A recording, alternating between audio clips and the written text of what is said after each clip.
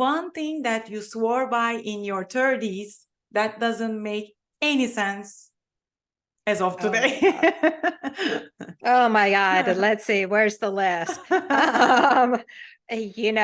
The one huge negative narrative was I need to have my shit together all the time. Girlfriend, you do not need to have your shit together all the time. And it really goes back to that vulnerability piece too. And, allowing yourself to be vulnerable and for so many years, I had this perfectionist mindset, and I tried to maintain it in a home and I failed horribly, but out in public, everything needed to be perfect, and I needed my kids all in line and their shirts always matched their socks and, like Oh all my the God. things. Yeah, it was Your bad. perfect and my perfect doesn't even have, they are not even, it's the same league. And I was thinking that I am the one who is. Yeah, I told you I was trying to be like Martha Stewart, like Oh my God, yeah. Maybe you everything had to even be surpassed so. Martha Stewart. You were like Yeah. even more than Martha Stewart. Yeah. But that's really like the big thing I believed in my 20s and my 30s was, I really everything needed to be perfect and be in its place. And my kids needed to be just so. And I had to, be the perfect homemaker. And I had to, have a Christ-centered home was like really big. And because by achieving all of these things, I was ultimately bringing my family closer to salvation. And that was like my goal. I was doing all the things that I needed to do to elevate my family. And coming through my awakening, I've discovered that, being imperfect, being quirky, making mistakes, all these things have created the unique qualities that make me exactly who I am and who I'm meant to be in this very moment. And I've learned to embrace my imperfections as,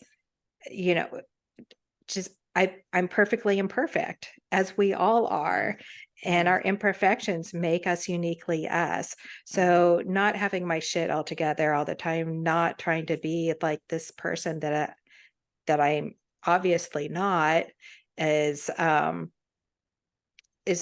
greatest narrative that I like smashed through in my awakening and have come out the other side, embracing exactly who I am. Yeah. I don't know who started that idea that, we should always have like the perfect attitude and, mood and house and everything, but Yeah. I don't wish well for that person who started it. Yeah, I think I mean, honestly, I'm like, I think, well, it's obviously a generational thing. Yes, And but I almost want to say that it's really started. I mean, I wouldn't know because I haven't done the research, but in my mind, perhaps in the 1950s or 40, when the TV started coming into play, depicting like these perfect families and perfect homemaker and the perfect husband and the perfect children. And then people started, it was like the social media back then, and people were striving to have this home life, and this was the standard that people started to, or women started to try to meet. And then it's just been carried through the generations. But I mean, there's so many other things, but I was like, that was the first thing that came to my head. I was like, well, we want to see social media and all these influencers and people on social media, and we're like, oh my gosh, I wish I could just be like them. Like she has it all together.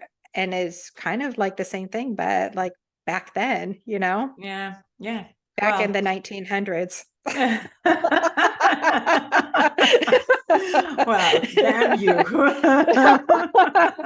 Anyway, that was the first thing that came in my mind. I was like, you know what? All those like 1950s, like perfect, homes. Maybe that leave it to Yeah. Beaver. Maybe that's where it came from. Well, that's a very good approach and good investigation in just a minute. Like, so congratulations to you. Well, like I agree with you, like more than 100%, if I can. But also, like, if there are some people who enjoys being that great, matching the socks and the jacket tone and like being on this perfection 24/7. Well, good for them. I wish they were also my friend and taking care of me that much.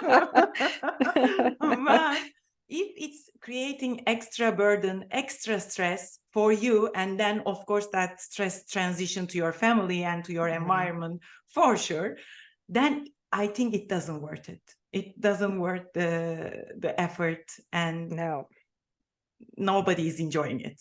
exactly. Even people in your family, yeah. your friends, nobody's enjoying it. With No, that stress. Yeah. it is just not worth it. Yeah. Just Yeah. like, yeah, it's no one, and like you said, no one's happy. Like you're a grumpo, no one's happy. So Yeah. it's just Yeah. not worth it.